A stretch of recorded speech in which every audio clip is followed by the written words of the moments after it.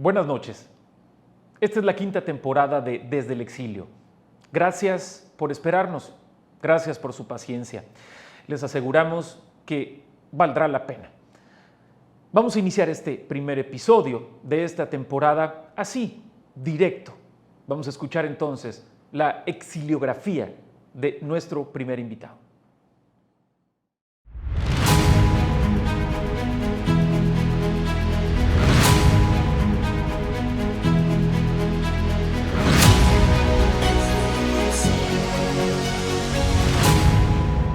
Desde el exilio.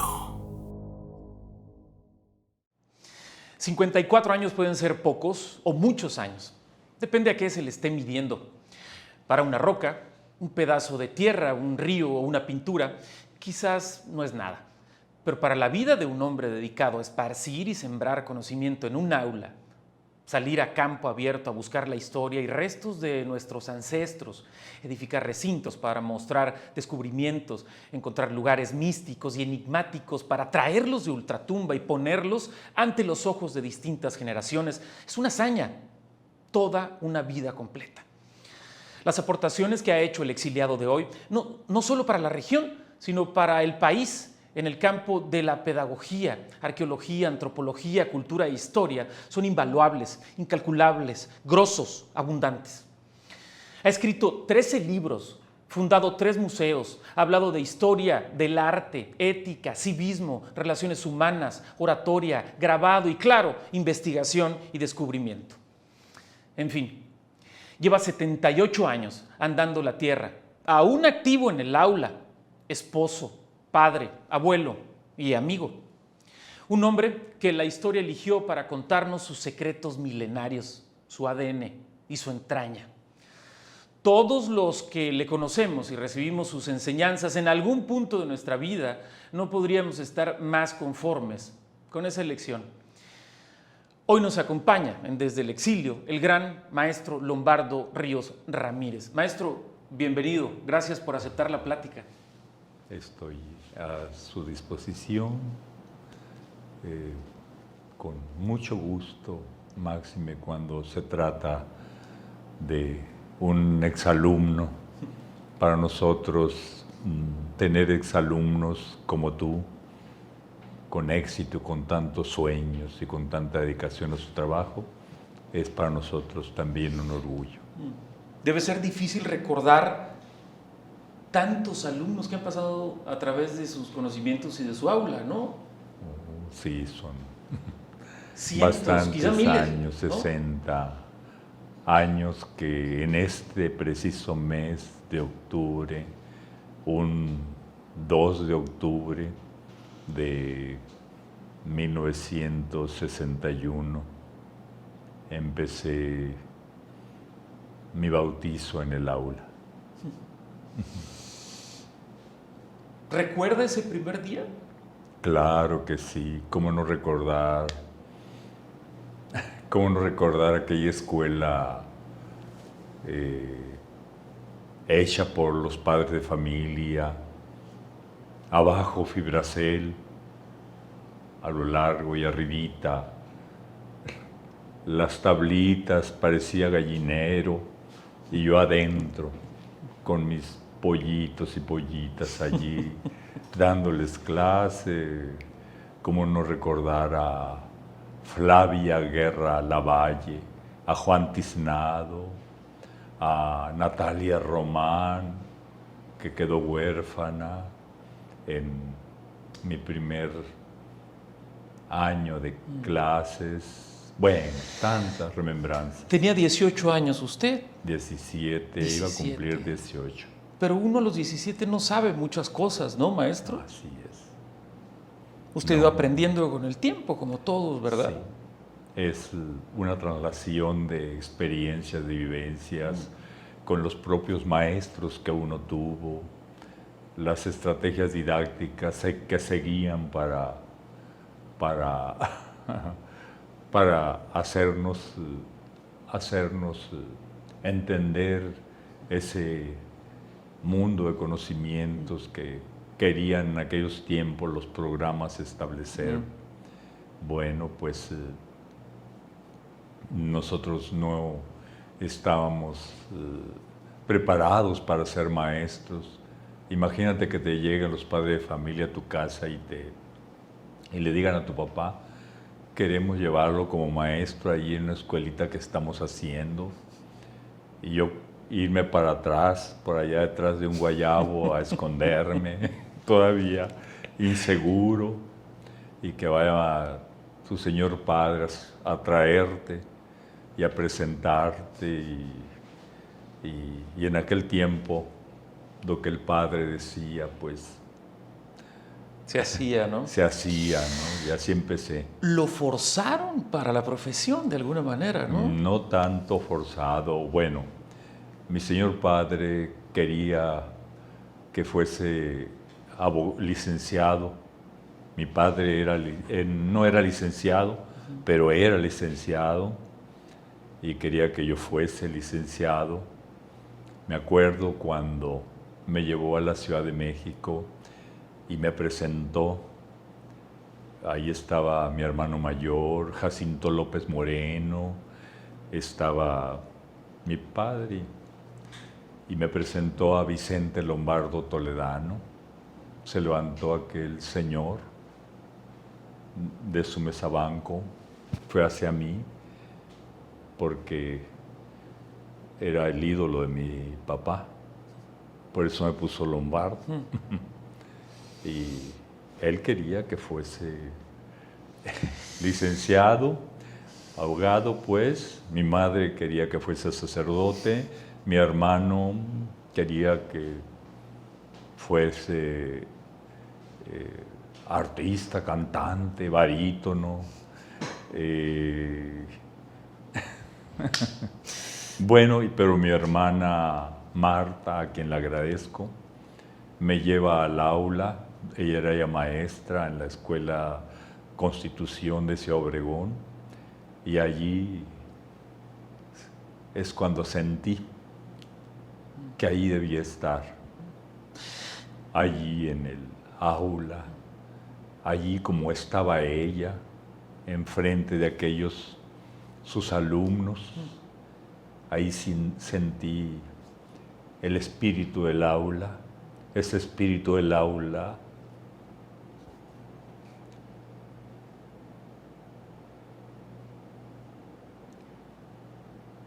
que aún me acompaña, ¿no?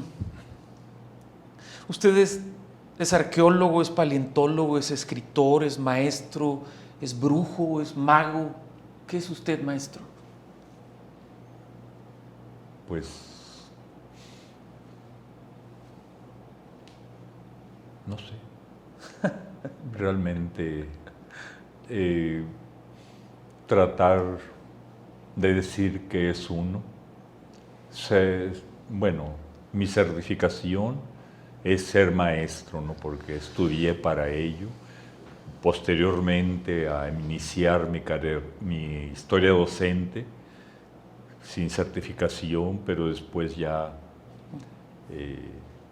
me certifiqué como maestro en el Instituto Federal de Capacitación del Magisterio, y puedo decir que allí, en el Instituto Federal, en la Escuela Leona Vicario de Hermosillo, donde íbamos las vacaciones y los veranos, nos íbamos a estudiar allí hasta obtener nuestra certificación.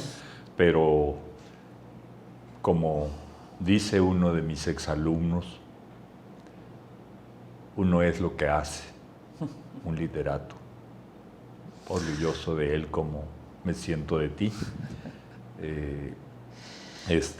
Uno es lo que hace, ¿no?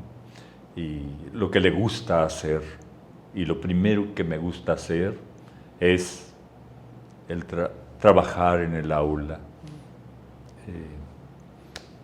Me siento realizado al tener enfrente de mí y tratar de pasar incluso noches blancas pensando en qué es lo que voy a decir el próximo día con aquel grupo, con aquel otro. Sí, entonces creo que allí está el yo, pero también sentía necesidad al observar las grandes diferencias que había entre los grandes latifundistas del Mayo y la pobreza que había en los nuevos centros de población solicitantes de tierra, cuando veía cómo se caían de los riscos los pedazos de petrograbados en el arroyo Cuchujaqui, al observar esa agonía del arte rupestre desamparado, olvidado, al ver, sí, pues no tiene uno más que también empezar a ser lo que no es. Y es así como uno va avanzando en la realización, en la construcción de su propio ser. Uno tiene indudablemente su esencia, su pasión, que en mi caso es la educación, pero colateralmente tienen que surgir y hay que hacer, al ver en Navojoa que no tenía ningún museo público, al ver, bueno, un mundo, ¿sí? Entonces uno tiene que avanzar hacia tratar de, cuando menos, intentar resolver algunos problemas que existen en ese contexto en donde uno vive, respira y se desenvuelve. El valor de un hombre quizás es lo que aporta a la sociedad, decía alguien. Así es. Debe ser fascinante, maestro. Yo lo pienso, y más a menudo cuando sabía que iba a platicar con usted. Debe ser fascinante, o preguntarse por lo menos, ¿cómo fue la primera pintura? ¿Cómo fue el primer sonido? ¿Cómo fue la primera palabra? ¿Cómo fue la primera edificación? ¿Cómo fue el primer pensamiento, la primera cacería? Debe ser fascinante, pero nunca lo sabremos, ¿verdad? Nos podemos acercar, pero a ciencia cierta nunca sabremos cuál fue la primera cosa que se hizo, ¿no? Así es, tal vez. ¿No lo desespera un poco eso? ¿No lo llena de ansiedad un poco eso? Yo creo que al observar en la Plaza 18 de Marzo, en Ciudad Obregón, a los campesinos y arriba una persona alentándolos en un mitin, ¿sí? Todas esas son vivencias que le quedan a uno. Al escuchar a mi señor padre en la primera infancia decirme que si esas pinturas que estaba él viendo y yo también observando, al decirme, al preguntarle yo que sí, que quién haría aquellas pinturas, ¿sí? Y al decirme él que si esas pinturas hablaran, nos contarían la historia del pueblo que las hizo. Yo creo que esos son momentos importantes que lo marcan a uno. ¿Sí? Quizá le marcaron su tendencia a la arqueología y a la paleontología y demás. ¿Eso fue? A esos grabados que tú ves allí. Sí. La orientación fue esa, ¿no? Pienso que ese despertar se sembró él. Mi primera infancia, tendría unos 4 o 5 años cuando andaba atrás de mi padre por las montañas, metiéndome en cuevas protegiéndonos de la lluvia junto con las bestias. Todo eso son vivencias que si bien no encuentra uno y que después esos mismos contextos lo va encontrando posteriormente, surgen, brotan, y más en la situación en que uno, ya en posibilidad de hacer algo, pues lo relaciona y lo contextúa. ¿Puede describirme, maestro, con palabras lo que usted experimenta, siente o emociona al encontrar una pintura, al encontrar un resto? ¿Puede describirlo con palabras? ¿Qué es eso que siente? No, pues imagínate, al ver un hueso que me enseña Víctor Valenzuela, un hermano Yoreme Mayo de Tepahui, sí, la emoción que sentí cuando vi aquel hueso y aquella flor que según él alguien había grabado, y al llevarme al sitio donde lo he encontrado y al pasar casi 2 días buscando, enterrando, porque sabía que iba a encontrar algo. Entonces, cuando a casi 2 metros, observar, imagínate, observar la coraza de aquel hermoso gliptodón, sí, sí, cómo es después de sudar, del esfuerzo, pero viene la compensación, la emoción, el sentimiento, la alegría del hallazgo. El hallazgo es algo importante, es un rebrotar de uno, de emoción, de fe, pero una emoción de felicidad, porque ha alcanzado el objetivo que buscaba, ¿no? Tal vez no hubiese encontrado nada, pero en esa ocasión la encontré. En muchas ocasiones la búsqueda es un fracaso, pero cuando la búsqueda es coronada por el encuentro, por el hallazgo venturoso, ¡ay, si supieras! Cuando encuentro ese grabado que está a tus espaldas, en Cañada Honda, y observo y lo veo, con ganas de agarrarlo y apretarlo para que me dé su jugo, para que me descubra qué es lo que quiere expresar y no tratar y no encontrar una explicación más que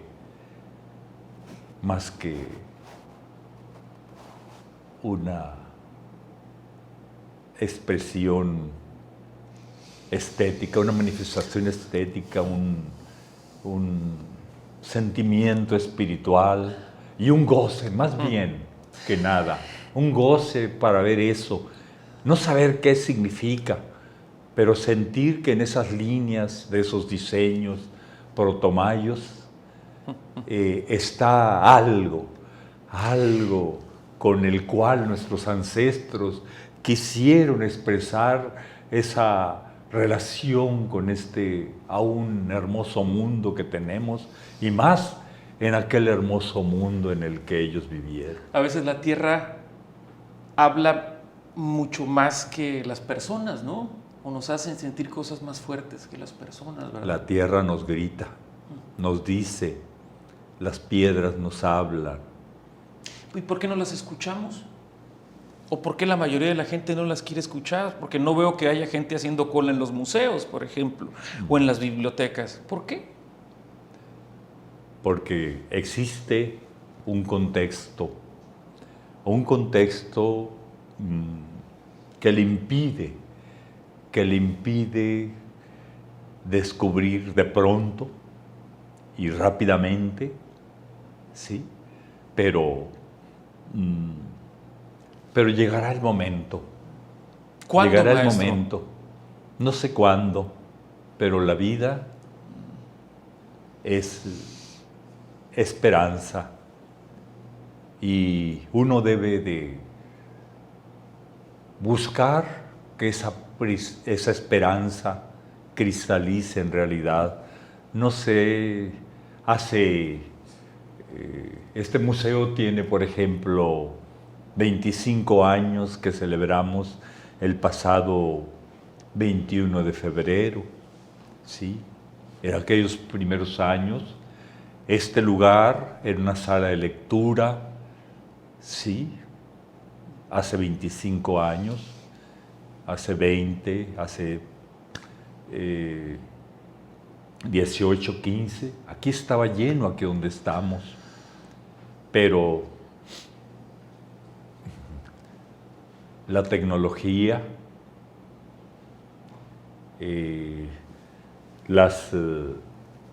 los medios, ¿sí?, han dejado en algo vacías nuestros espacios de lectura.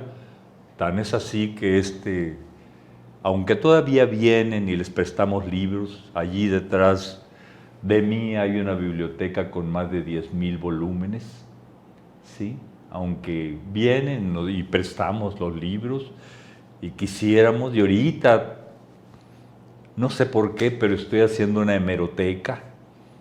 No sé por qué, pero lo estoy haciendo porque tengo fe y optimismo en que volverán, ¿sí? Y existen todavía personas, ¿sí? E incluso jóvenes, ¿sí?, que nos vienen a pedir libros, que nos vienen, señoras, señores, que nos vienen a pedir procesos, por revistas, ¿por qué?, de aquellos lejanos años, y se entusiasman y leen todavía, pero naturalmente es una lucha entre aquel pasado de libros y revistas interesantes y el actual que nada más aplasta uno una tecla y se le aparece lo que uno quiere, pero no vive, no siente. Si te abriese esa puerta, sentirías no únicamente en tus ojos la visión de los libros, sino también sentirías el olor de ellos. Entonces, todo eso es importante. Yo pienso que la tecnología, sí, es importante, y más en estos tiempos, pero no debe uno olvidar su esencia genérica, y yo creo que debe haber un equilibrio entre eso que fue y lo que hoy es. Una tecnología y una ciencia huérfana de ética, pues no la concibo. Siempre, pues, todo proceso, todo proyecto científico, todo proyecto tecnológico debe atender primero que nada lo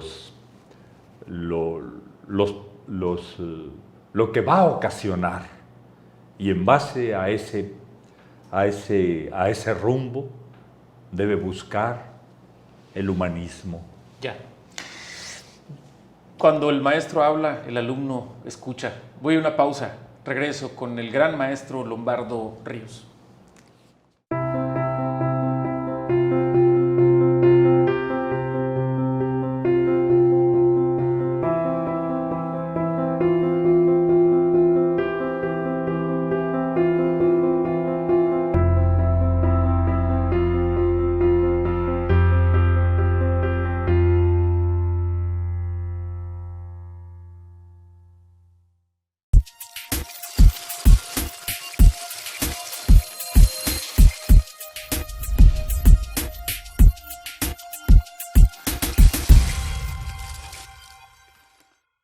El sabor de México está en Cowi y ha estado contigo y con toda tu familia desde hace más de 30 años. El verdadero sabor de México es el que todos los días llega a tu mesa y te recuerda la grandeza de este país. Cowi, el verdadero sabor de México. Natetua es un restaurante de alta cocina. Más que alimentos, ofrece una experiencia. Aquí puedes regalarle a tu paladar cortes, cañas, tomahawks, tacos de carne asada y soberbias hamburguesas. Y para endulzarte después de gozar nuestra fiesta de sabor, Natetua tiene una variedad de postres para chuparte los dedos. ¿Qué decir de nuestra cava con todos los tipos de uvas y marcas que alientan a acompañar cada bocado? ¿O qué tal unos buenos tragos dentro del bar o en la terraza? Natetua es para todos los gustos. Ven a conocerlo. Centenario 1002. Natetua.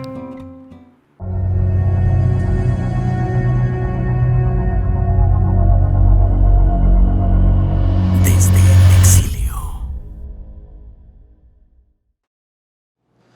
Estoy platicando con el gran maestro Lombardo Ríos Ramírez. Hablaremos más adelante de este gran libro que acaba de presentar con Icari. Ahora que hablábamos que los muertos hablan, pero más adelante platicaremos, si le parece, de este extraordinario libro. Usted le escribió una poesía a su rodilla, maestro. ¿Me quiere contar unos versos o darme primero el contexto del por qué?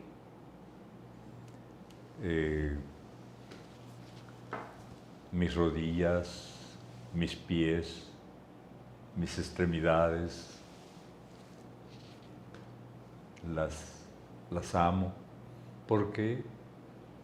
Porque siempre me han llevado por tantas partes de este hermoso mundo. Y naturalmente, cuando llega el momento en que me dicen ya no me uses tanto, o repárame, o sí, hay un momento en que uno, y más bien los médicos le dicen a uno, ya, ¿no? Párale un poco. Párale un poco. Entonces, cuando decidí ponerme una prótesis, le hice una oda a esta rodilla, que me iban a poner la prótesis, y pues... ¿Me regala unos versos? ¿Los tiene a la memoria o no? No, es que ya hace algún tiempo, pero si gustas leer. ¿Me permite leer porque acá lo tengo? Sí. Por favor. Vamos a andar. Te dije un día, te inclinaste y respondiste saltando de alegría, llevándome a caminar por los múltiples senderos del mundo y de la vida. Me subiste al pico Guacamaya y desde el Margarita me ascendiste hasta el tremendo Diente en los Balcanes. Me hiciste caminar sobre la nieve hasta encontrar cascadas congeladas. Me enseñaste a andar en arenales y me sacaste de grandes humedales. Me impulsaste a nadar en el Bavispe y en las vivas olas del Mar Negro me envolviste, y ahora te traigo aquí. No sé qué te harán. Más diestras manos me dicen que será para bien. Por cientos de cerros y montañas me llevaste, me cubriste en cavernas y me enseñaste a descubrir prehistoria en sus paredes. Me inclinaste en los templos y me enseñaste a valorar el rezo, la fe al mundo y a la vida. Y ahora te traigo aquí. No sé exactamente qué te harán. En sus manos y en Dios confía. Más te confieso que siempre te amaré, rodilla mía. Así es. Así como estás, aún como quedaste, así te amo, rodilla Fue mía, una y mis pies, sí. catarsis quizás antes de la operación, esto, una modo de enfrentar al miedo, maestro, ¿puede Pues, ser? tal vez, es muy probable que así haya sido, porque una operación es así, toda operación es así, y pues así, después de algunos meses, quedé así. Y así, pero así la quiero, así está, siempre la quise y la seguiré queriendo. A usted le quieren todos, maestro. ¿Cómo se logra eso?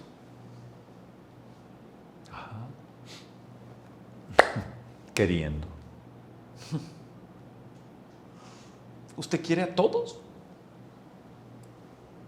Claro. Amo a este mundo, amo a todas personas, al que pasa por allí, al que pasa por allá, el que está arriba, el que está abajo, por algo está ahí, a ti que estás aquí frente a mí, realizando tus sueños, a ella que está allá, también cumpliendo sus deseos, a ustedes que están aquí realizando un trabajo y sintiendo placer, los quiero, los amo, por amo eso, a todo, a la vida, al mundo. Por eso lo querían hacer Amén. cura, quizá, ¿no? Ay, mi mamá. ¿Le hubiera gustado ser cura, maestro No, Lombardo? sí, ya mero era, pero no me gustó el ambiente, me gustó no tanto el santuario, sino el otro santuario, el santuario del aula. Que también es un apostolado, ¿no? Indudablemente sí. ¿Las nuevas generaciones son más inteligentes que las generaciones pasadas o al revés, maestro? Las nuevas generaciones son lo que son, pero uno debe entender los procesos sociales que lo han llevado a ser así. No puedo decir que hayan sido mejores, son diferentes, pero como todo en el mundo, no hay más ni menos, solamente son. ¿Por qué? Porque el contexto socioeconómico, social y cultural hace a las personas. Después, no puedo comparar aquellos años en que se llegaba a las escuelas y nuestros maestros nos castigaban físicamente para que aprendiéramos, y ahora que tenemos otras visiones, otros contextos, otros enfoques educativos, pues, y que todos esos enfoques envueltos en una situación diferente a la de antes, que es esta situación de pandemia en que vivimos, todo eso trastocó, transformó, y esos contextos son los que se deben servirnos para valorar el ayer y el hoy y ponerlos en una dimensión justa para dar una crítica, ¿no? En los jóvenes, los niños, son eso, y son producto de un contexto. ¿Qué le gustaría que dijeran nuestros ancestros, incluso esos que fueron descubiertos por usted? ¿Qué le gustaría que dijeran de usted? Si pudieran hablar, usted los rescató, usted los hizo inmortales, usted los volvió a traer. ¿Qué dirán?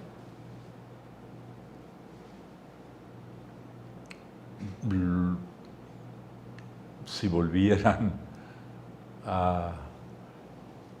¿Qué dijeran Sí, de mí? ¿qué dirían de usted y de su trabajo? Porque usted los rescató. A la mejor como me decía un joven de Litesca de Ciudad Obregón que vino a visitar el museo, ¿no? En la cueva de Guasacazoa, ¿sí? Que esos que pintaron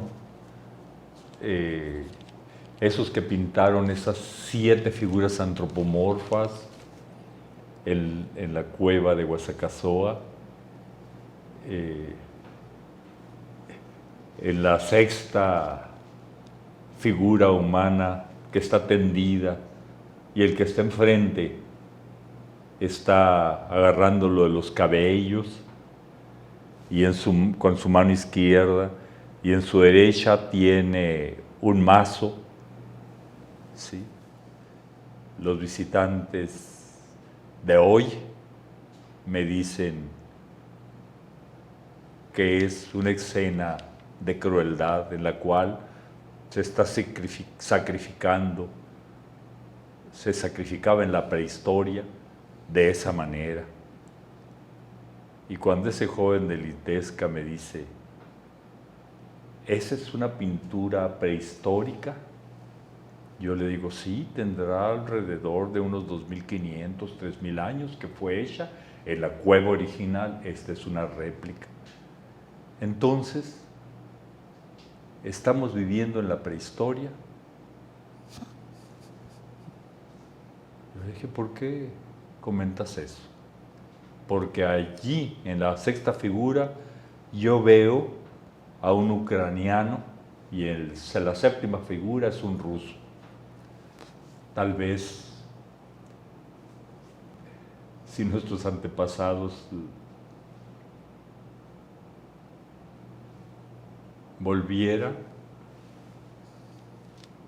yo no quisiera ser el personaje tendido, ni y ellos, los hombres prehistóricos, sean el que está parado para darme un manazo. La humanidad, ¿Perdón? La humanidad en esencia no ha cambiado entonces. Entonces, eso es el problema. La humanidad, la inmensa humanidad del pasado, con otras tecnologías, con otras herramientas, con otras armas. No siento que sea lo mismo, ¿sí? ¿Por qué? Porque en la esencia genérica del ser humano está la necesidad biológica de subsistir, ¿sí? Pero la forma de subsistencia debe ser completa, porque también tiene el ser humano la esencia genérica y social de convivir, la esencia psicológica de crear. En su esencia el ser humano busca subsistir, pero no como un animal, como muchos, ¿sí? Sino subsistir como un ser humano. Ahorita estamos viviendo en una etapa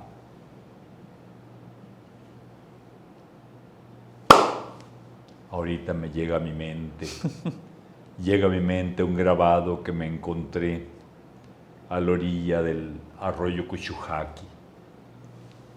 Y está una arreolita, un litoglifo, y arriba está un hombre prehistórico y una mujer prehistórica, ambos tomados de la mano. Entonces, un hermoso grabado que yo le he denominado la piedra del amor y la amistad. Ojalá y esté todavía allí. Y ojalá y que tú me acompañasen un día. Ya no tengo la vista que tenía, pero cuando menos puedo acercarles para que me busquen aquel litoglifo. Lo quiero que me acompañen. Las últimas avenidas del río Cuchujaqui se lo han de haber llevado así, pero tengo la esperanza de que ese hermoso petrograbado esté allí para demostrar a los hombres del presente cómo debe ser la humanidad. La humanidad debe rescatar esos valores del pasado. Eso es importante. ¿Tiene salvación entonces el ser humano, maestro? El ser humano llegará a su límite, a su medida, y cuando llegue a ese límite, a esa medida, se verá tomar de la mano para hacer de este mundo un mundo mejor. Genial. ¿Qué le gustaría que dijeran de usted cuando usted vuelva a la tierra, maestro? Nada, solamente no he hecho nada para que digan nada de mí. Usted es un hombre... Sencillamente soy feliz con lo que hago, con lo que tengo, con lo que vivo y con observar esa luna de anoche, con observar esos grabados que siempre, esas pinturas que hizo, la mano en donde se exalta la belleza de la tierra que comentabas ahorita. La tierra nos habla, mira en esos grabados, en esas pinturas, en esas acuarelas. ¿Quién está allí? La tierra diciendo qué es lo que quiere. Esas pitayas. Este es un homenaje a las pitayas.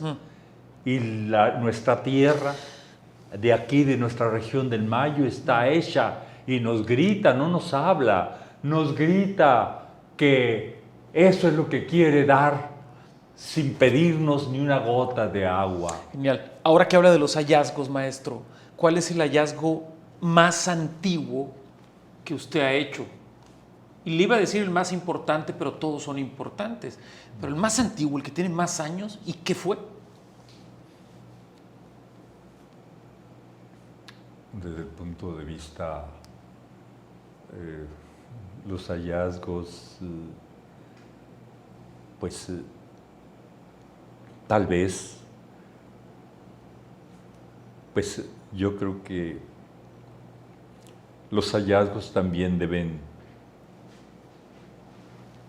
uno que encontré, uno de los 123 petrograbados, si hablamos de petrograbados, es la cruz griega de brazos iguales, ¿sí? Que nunca la he encontrado en los 81 sitios que he encontrado, nunca está sola, siempre está, nunca solas, siempre dos. Y según nuestras hipótesis que llevamos a un estudio? A un simposio internacional de arte rupestre en Tuxtla Gutiérrez. Llevamos una hipótesis que nos fue aceptada. Ese es el hallazgo. ¿Por qué? Porque no tiene gran belleza desde el punto de vista estético. ¿Y por qué entonces es un gran hallazgo? Porque podemos ver al lucero de la mañana arriba, el lucero de la mañana abajo, el agua, la representación del agua en movimiento, y arriba el sol. Científicamente, la elongación del planeta Venus con relación al sol es de 43 grados.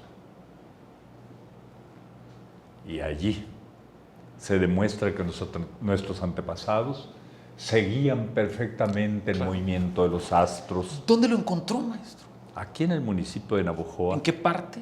En un lugar que está allí y que no puedo decirte. ¿Por qué? Porque una vez dije dónde se encontraba y empezó el vandalismo.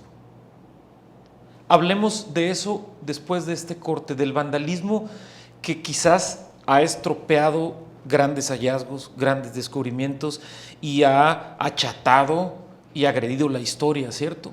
Después de este corte regresamos. ¿Está bien? ¿Está cómodo? Claro. ¿Está a gusto, maestro? Perfecto, claro. Gracias por recibirnos. Ahorita en el tercer bloque hablaremos de los museos y de dónde estamos. Ya venimos, estamos desde el exilio.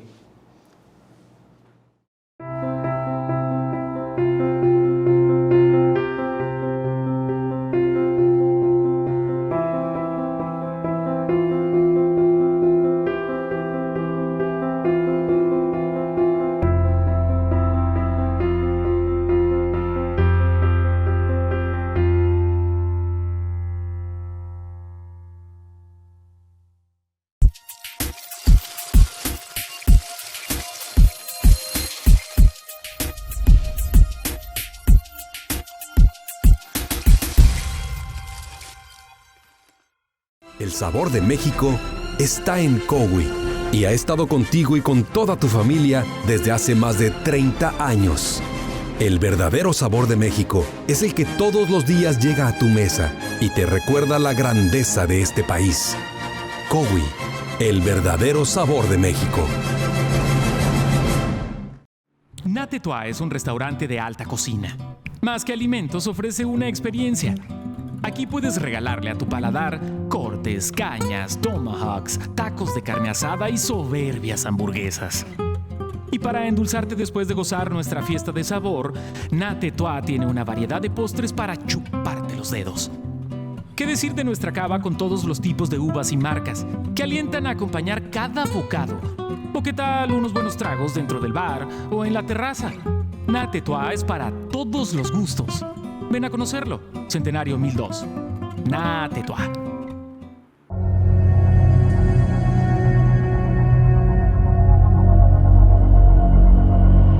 Desde el exilio.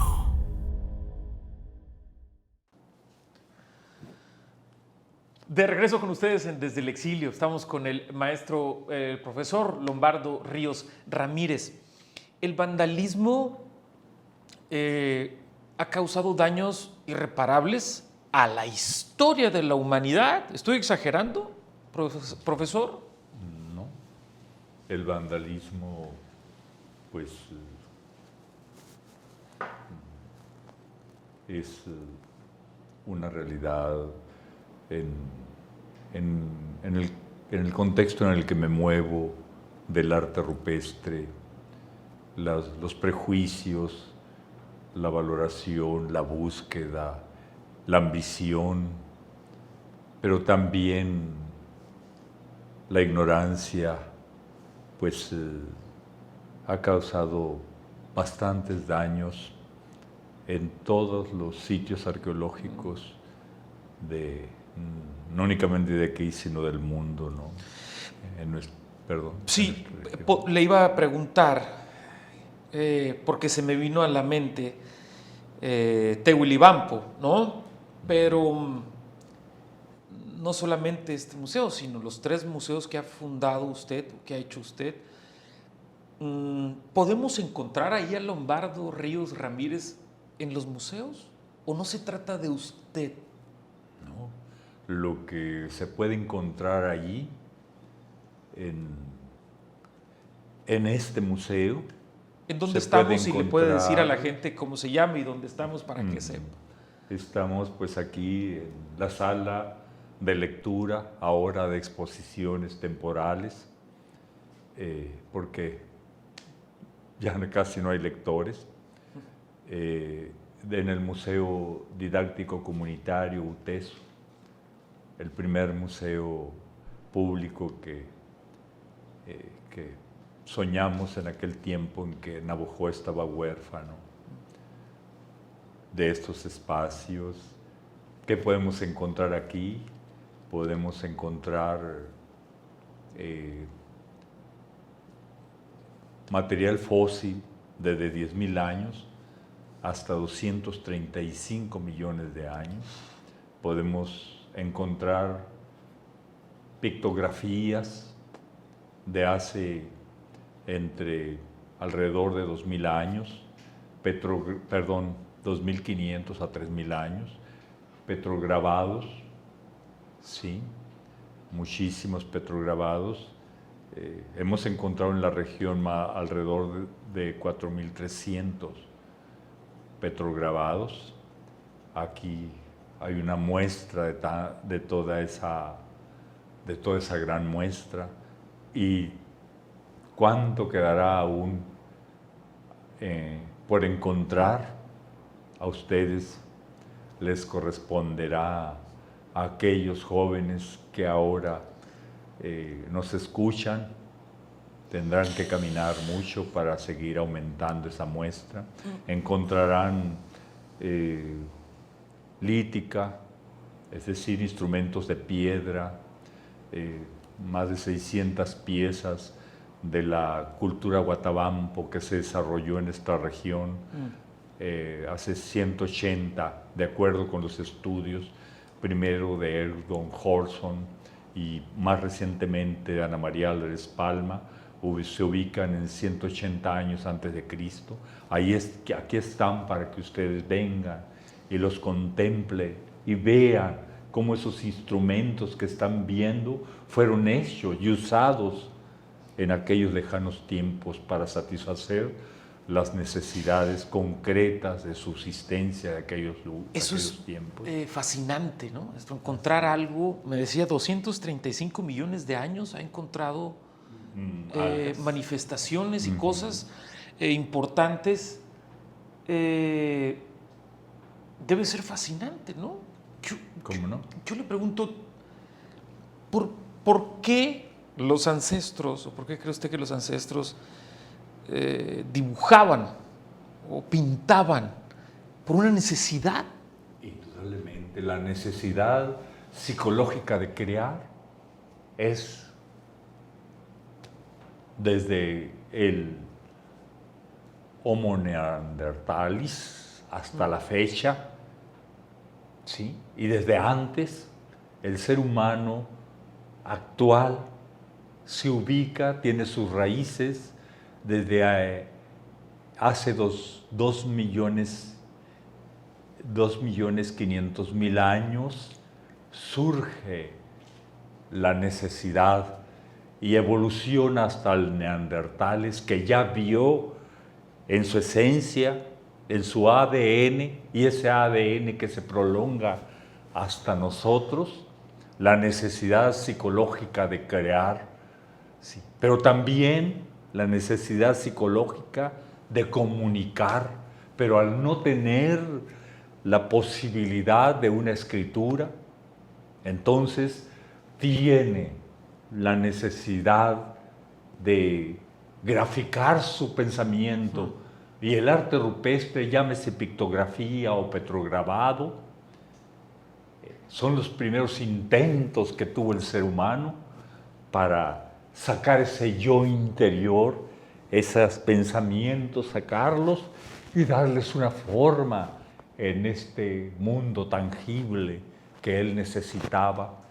Por eso, pues, realmente, de acuerdo con esto,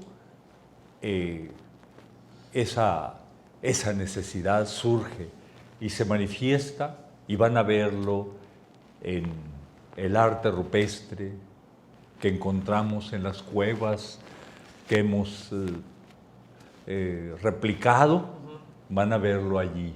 ¿Qué es lo que querían decir ellos? Fue primero la pintura que la palabra. Entonces, la expresión gutural, la mímica, fue primero, pero el agarrar un pedazo de cal o un pedazo de carbón y ver que podía en ese recinto sagrado de sus cuevas dibujar algo y relacionar que eso que pensaba podía dibujarlo allí de alguna manera, ¿sí? ¿Sí? Fue primero la pintura que el petrograbado. El petrograbado exigió, de acuerdo a mis hipótesis, exigió, ¿sí? Porque veían que aquellas pinturas que hacían en los abrigos rocosos, en los frentes rocosos, en las cuevas, eran efímeras. Entonces, había cosas tan importantes como esa que estamos viendo allí, o esta de acá, o esta de acá. Había cosas tan importantes que el ser humano de aquel tiempo, porque era humano, y tenemos que seguir siendo humanos, y debemos desarrollar una nueva era humanística. Pero volvamos allá, tenían la necesidad de que aquello no se borrara con el tiempo. ¡Qué difícil! Entonces había que, los dibujos, había que taladrar, buscar piedras más duras. Afortunadamente hemos encontrado un buril de aquel tiempo con los cuales hacían, y hemos encontrado también en otro sitio que no te voy a decir. No lo diga, por favor. Un venado inconcluso en donde descubrimos cuál era la técnica que tenían para grabar en la roca. ¿Sí? Un grabado de un venado inconcluso. Entonces, eso querían manifestar. En esas frentes rocosos eran sus pizarrones. Allí estaba su aula, en donde dibujaban y grababan aquello que querían. Y volviéndolo a la pregunta que me hacías de Tehuelibampo. Sí. Claro, Perdón, adelante. para mí Sí. es importantísimo ese sitio, porque Que ahí es el otro entonces, museo, pues. ¿Dónde está el otro museo? Sí, Ajá. el museo, Ecomuseo de Sitio Tehuelibampo. Sí. Un sueño todavía no culminado y creo que no voy a alcanzar a culminarlo, pero el avance le hemos dado. Allí, ese sitio así, es un santuario votivo, un lugar importantísimo que fue escogido por nuestros antepasados. Si nos permite, van a acomodarle nada más el micrófono. Sí. O si se lo puede acomodar usted, el micrófono. No sé. Acá está en la bolsa. Sí. Pasa, Adolfo, adelante. Porque Sí. queremos que se escuche muy, muy bien. Que se escuche muy bien porque es fascinante. Estamos hablando del segundo museo, Tehuelibampo, ¿verdad? El tercero. El tercero. Ajá. Bueno, lo empezamos como segundo, pero el segundo es el de la Placita Santa Fe. Ajá, que ahorita vamos a él. Ah, Pero me decía, de Tehuelibampo. sí, Es importantísimo porque tanto cuando en la parte de arriba, en donde viene el arroyo del Cajón, el arroyo grande, amplio, es recibido con un petrograbado, ¿sí? Cae en cascada y el agua hace su oficio, haciendo la tinaja más profunda de ese lugar, en la parte alta me refiero. Luego el agua va pasando, bajando, cae al pozo del encanto y da la vuelta, y en los frentes rocosos amplios, ahí el hombre prehistórico explaya su imaginación y ahí podemos ver al sol, a Venus, al venado, a la culebra que sale de su nicho. Es un lugar, pero el elemento agua está muy representado, por eso de ahí la hipótesis y el mensaje que nos quisieron dar a ellos y que toma actualidad en el presente, que es de que cuidemos el agua. El agua debe cuidarse. La bendita agua debe cuidarse. después quiero, antes de terminar este bloque, terminar de hablar de los museos. El tercero, del que vamos a hablar ahorita, pero realmente fue el segundo, el que todos prácticamente conocemos, ¿no? Que es el Museo Regional del Mayo y nombrado en su honor. Ahí también hay mucha historia, ¿no, maestro? ¿Cómo no? Que nos lo digan las piezas que nos dejó de herencia don Rodolfo Siller Blanco y el señor Camus,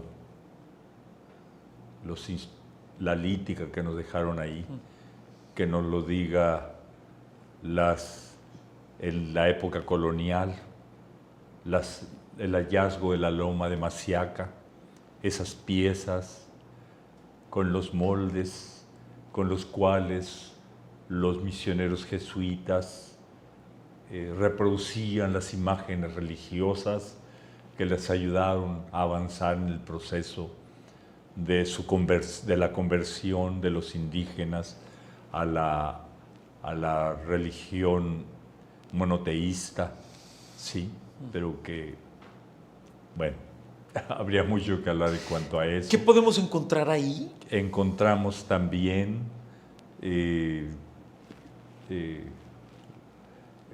un espacio como este, la sala, bueno, tenemos una sala prehistórica, un espacio prehistórico, un espacio de la época colonial, pero también una sala de exposiciones temporales en donde han desfilado desde tecnología, pinturas, esculturas, bueno, también tenemos, naturalmente no podría faltar, dos salas etnográficas consagradas a nuestros hermanos indígenas yoremes mayos, en donde nos ayudó, bueno, fueron muchos los que participaron en la creación de ese museo, sí, amigos de los museos. Recordamos no únicamente a don Rodolfo Siller Blanco, sino también a nuestro amigo Leonardo Valdés Esquer, que ya se nos fue y que creó el Museo del Juguete, hoy llamado Museo Casa de Leonardo Valdés en el Chojoa. El director del Museo de Guatabampo, Casa Álvaro Obregón, el mismo compañero director del Museo Costumbrista de Álamos, que se unió para la creación de ese esfuerzo, al que agradecemos tanto a los que aún viven como a los que ya se nos fueron. Sí. La creación, participaron en la creación de ese museo, pero principalmente a esa que está allí, a la antropóloga Alexia, que hizo los diseños y desde un principio se plantó... Alexia, su hija. Sí, se plantó en el palacio a recibir las primeras donaciones en coordinación con el Instituto Nacional de Antropología e Historia. Bueno, fueron muchos los esfuerzos, no es un esfuerzo mío, sino es un esfuerzo de muchos y también de la gente que llevó y sigue llevando piezas para el estudio. Tenemos que ir a una breve pausa, pero ya regresamos. Y con todo lo que me ha platicado, y usted me dice, yo no he hecho nada, pero usted lo ha hecho todo, casi en su profesión y en su área y en su pasión. Pero al regreso, en el último bloque, seguiremos platicando de un par de temas más, si le parece, y platicaremos también de este libro que acaba de presentar, que se llama Conicari, que hay muchísima, hasta unas fábulas y unos cuentos extraordinarios que hay ahí, de Lon. A usted le decían Lon de niño, ¿no? Me platica por qué al regreso, maestro, de la pausa, si le parece. Con mucho gusto, claro que sí. Regresamos.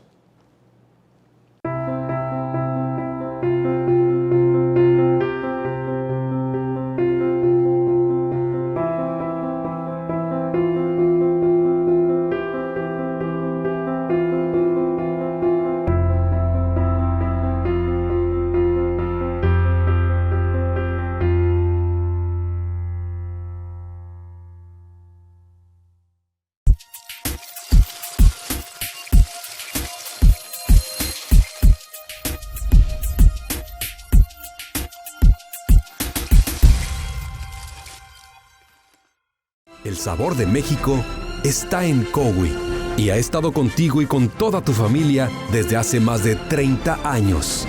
El verdadero sabor de México es el que todos los días llega a tu mesa y te recuerda la grandeza de este país. Cowi, el verdadero sabor de México. Natetua es un restaurante de alta cocina. Más que alimentos, ofrece una experiencia.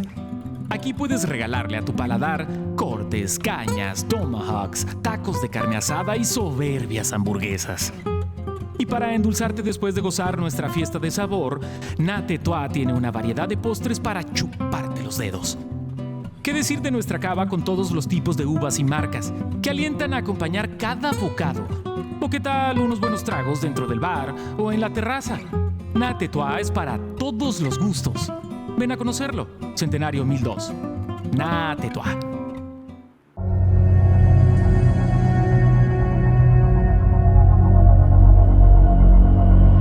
Desde el exilio.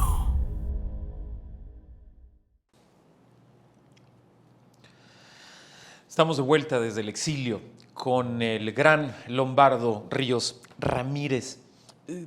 Me decía usted que no tiene derecho a cansarse. ¿Por qué? No sé por qué me nació esa expresión, pero es que hay tanto que hacer y las ganas de hacer tanto van más allá de eso, a lo que se llama cansarse, ¿no? ¿Usted es de los que cree que el que no conoce su historia está condenado a repetirlo? ¿Cree que es un cliché social para parecer un poco culto, maestro?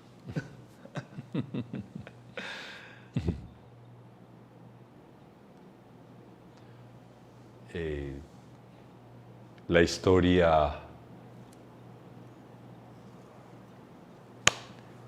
es importante porque si no nos ponemos bajo el árbol, bajo la sombra de la historia, del árbol de la historia, pues arderemos, ¿sí? El ser humano siempre necesita y seguirá necesitando de la historia porque ciertos aspectos de ella hay que conocer para evolucionar de otra manera. En la mañana hablaba de la Guardia Nacional, que surgió en la quinta década del siglo antepasado, y en donde Jesús García Morales y Pesqueira, Ignacio Pesqueira, surgieron y crearon, junto con sus aliados, un grupo de defensa en contra de los apaches, y les preguntaba ese paralelismo que hay entre aquella historia y la historia actual de la Guardia Nacional. ¿Sí? Aquella historia el propósito era detener a los apaches que mandaban desde Estados Unidos a saquear los pueblos y a acarrear las reses y que se las llevaran para allá, los armaban para aquello, y ahora el propósito hay un cierto paralelismo, aunque con otra dimensión. Las historias, sí van, pero ya no es aquella misma tecnología, ahora es otra tecnología. La tecnología con la cual se surtía a los apaches es distinta a la tecnología que actualmente se les surte a las bandas para controlar la tecnología, el armamentismo actual del mundo. Sí, debe enfocarse y debe terminar, debe buscarse y avanzar hacia una nueva era, la era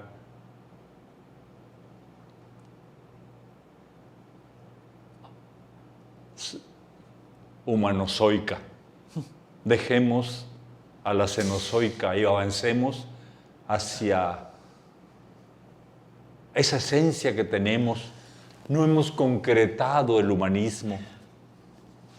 Que haya un humanismo que nos lleve a respirar este a un hermoso mundo de la naturaleza, que amemos a nosotros mismos y amemos a ese mundo que tenemos, a los árboles, a los animales, a un hermoso mundo que tenemos y que resucita rápidamente. ¿Usted cree que es posible verdaderamente? Es posible, soy optimista, no soy pesimista. ¿Por qué no soy pesimista? Porque si vas a la cueva de el Rey Oso en la Sierra de Saguaribo, que hace poco se incendió, vas a verla ahora con unas fotografías que me trajeron,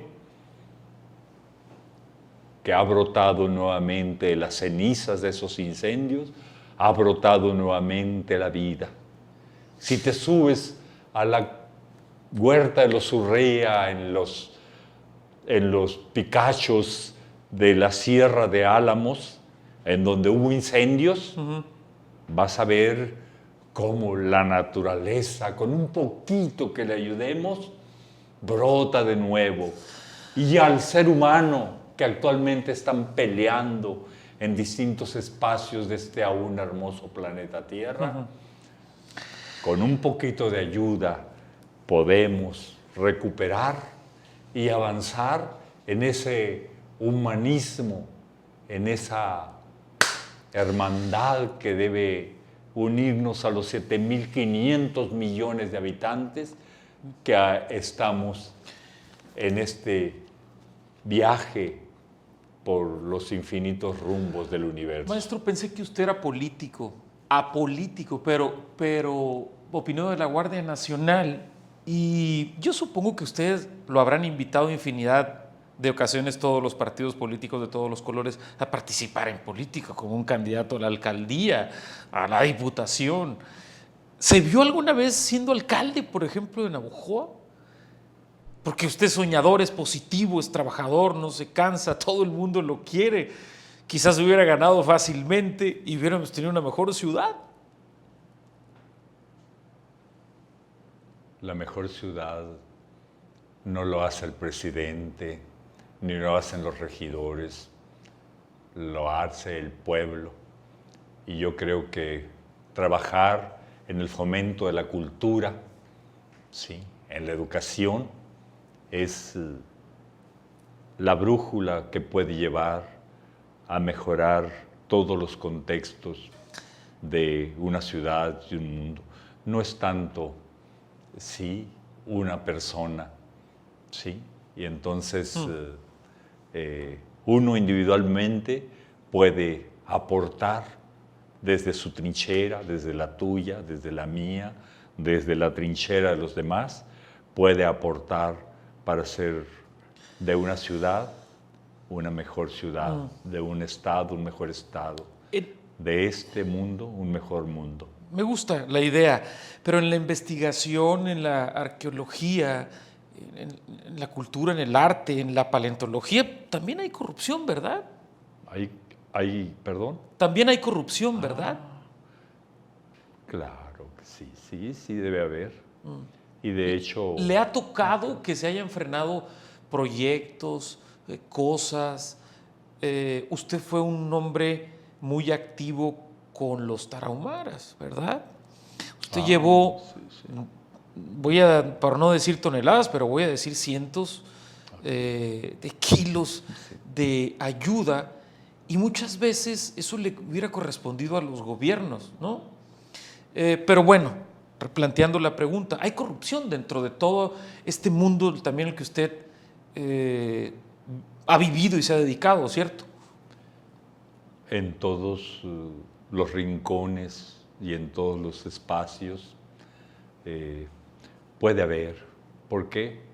Porque se ha sembrado en este mundo la ambición, ¿sí?, el egoísmo, y un mundo en donde hay ambición, donde se busca el lucro, en donde se ha levantado la bandera del lucro como bandera a alcanzar, se busca, y las leyes y los rincones de los diversos espacios, tanto públicos como privados, siempre hay rincones, pero también en esos rincones, tanto de las empresas, en esos rincones,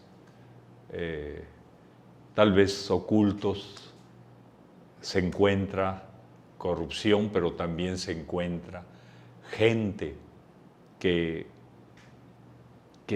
busca y que trabaja para que no siga surgiendo esa bacteria, ese virus de la corrupción que lo envuelve todo.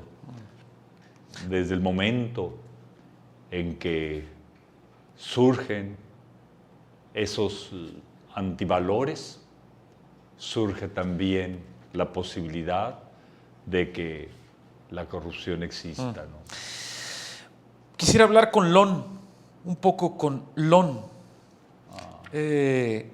Lon es el niño Lombardo Ríos de aquellos entonces, y me brotó inmediatamente cuando leí este libro, que es extraordinario, Conicarit, un pueblo que aún vive por sus muertos. Ahorita voy a eso, pero cuando Lon vivía ahí o cerca de ahí, los apuchis los platicaba también en la presentación de este libro, los platicaba con tanta pasión. Brevemente nos dice qué son los apuchis. Ay, los apuchis eran aquellos guamúchiles que tendíamos en los catres bajo el sol para que el sol nos ayudara a deshidratar y a oxidar y obtuvieran los guamúchiles. Eran nuestros dulces de ahora, eran nuestros dulces, los apuchis, sí. Íbamos precisamente al Conicarit. Era un pueblo rodeado de guamúchiles y ahí llegaban los cuervos a comer y nosotros nos subíamos a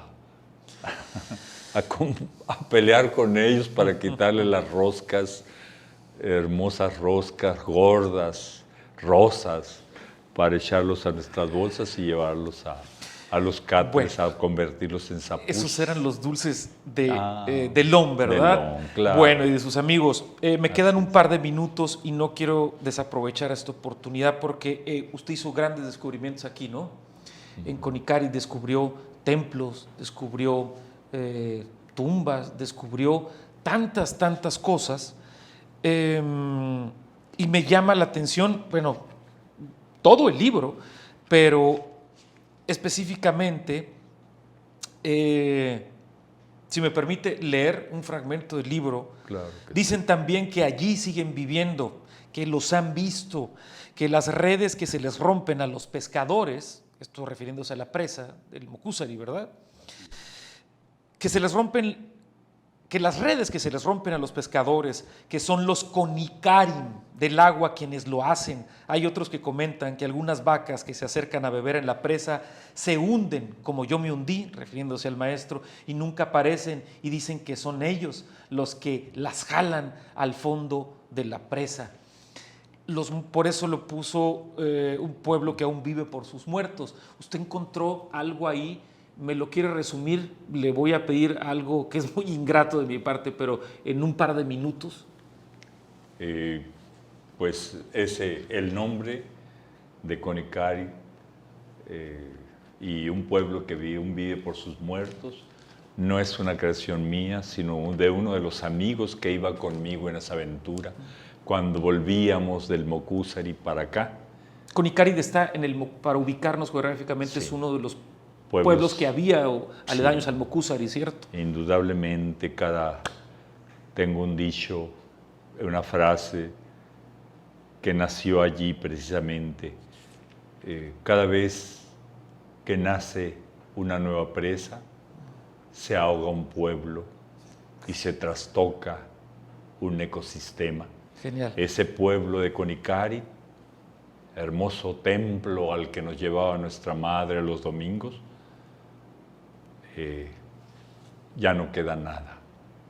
Aquí en el Museo Teso, únicamente rescaté unos pedazos de adoquín del frontispicio de aquella hermosa iglesia construida en 1625 por los misioneros jesuitas. El nombre es de un pueblo que aún vive por sus muertos, porque si tú vas cuando baja en tiempo de sequía la presa totalmente, no vas a ver más que los fantasmas blancos de los cimientos de aquella iglesia que fue, los cimientos de aquellas casas que fueron y ya no son. Tumbas. Pero vas al panteón, ya vas a ver las tumbas vivas, que durante tanto tiempo han estado bajo el agua, pero aún ahí siguen vivas. Y el trabajo, los descubrimientos, tienen que enfocarse al Instituto Nacional de Antropología e Historia, porque ellos son los que tienen no únicamente los recursos, sino también los arqueólogos certificados, en donde allí pueden hacer grandes hallazgos. Maravilloso cuando dice Panteón de Conicarit. Sería maravilloso que en la tarde, noche del 1 de noviembre, o sea, previo al 2 de noviembre, el Día de Muertos, hiciéramos un hermoso ritual que consistiera en una gran peregrinación flotando, que podría ser encabezada por el cura del pueblo. Los demás en fila llevarían en nuestras lanchas flores y velas, que flotaran y encendidas hiciéramos un sendero de luz sobre las aguas. Llegaríamos todos juntos y alrededor de aquella boya uniríamos nuestras lanchas, botes, canoas o balsas, para bien atadas hacer un gran círculo y flotando sobre las aguas. El cura nos oficiaría una solemne misa y una homilía o sermón relacionado con el evento. Podríamos tapizar con flores y velas flotantes, encendidas, el gran círculo del espejo del agua, siempre pensando que ahí abajo estuvo el pasado y arriba, sobre las aguas, estamos el presente que no olvida. Genial, recomendado, está en el Museo Regional del Mayo. Maestro, me quedan un par de preguntas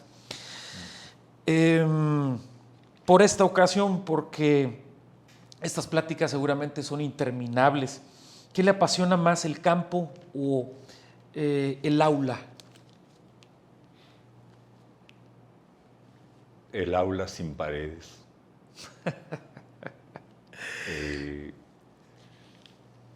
Es decir,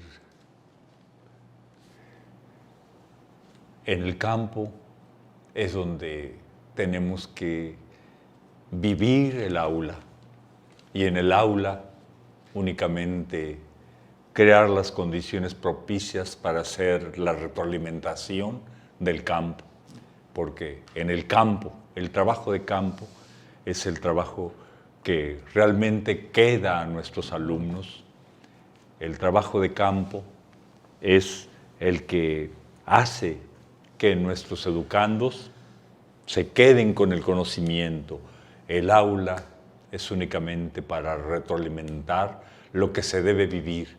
La educación es para la vida, ¿sí? Es para fortalecer nuestro espíritu, es para hacer sentir y hacer que nuestros alumnos crezcan y crezcan siendo más y mejores seres humanos en este aún hermoso mundo. Por último, maestro, estoy pensando en esta plática y en este encuentro, que en algún momento, así como a los grandes descubrimientos y hallazgos que ha hecho usted, también a esta plática va a quedar ahí y la van a posiblemente ver mucha gente, y nosotros ya no vamos a existir. Vamos a hacer un recuerdo más. ¿Qué decirle? Sí, a la gente que va a ver esta entrevista, pero a la gente que nos va a ver cuando ya nosotros no estemos. Nosotros siempre vamos a estar.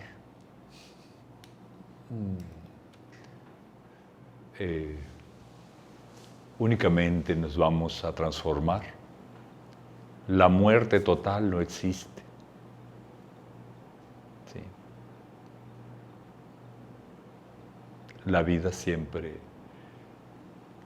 pasaremos de ser una cosa a ser otra, pero siempre estaremos. Somos materia, surgimos del carbón y del agua y volveremos a ser carbón, ceniza, ¿sí? Y volveremos a resurgir a través de la magia de la humedad, del agua. La vida, ¿sí? Está en el origen, en el principio y en el fin de la vida. En nuestro planeta Tierra estuvo y estará siempre el agua. Y por lo tanto, el agua nos hará resucitar, sí, con otra forma, en otra naturaleza, pero siempre estará presente. Mil gracias por este encuentro, maestro Lombardo Ríos Ramírez. Gracias. No, gracias a ustedes y aquí estamos para todo ese auditorio que te ve y que te escucha, y que estos museos los hicimos entre mi familia y yo y gran cantidad de amigos de los museos. Los hicimos con el propósito de perpetuar en algo la historia, y ojalá y que todos aquellos que nos están viendo acudan a nuestros museos y vivan los museos y sientan, se transporten y encuentren en él su pasado que se prolonga hacia este presente. Gracias. Gracias a ustedes también.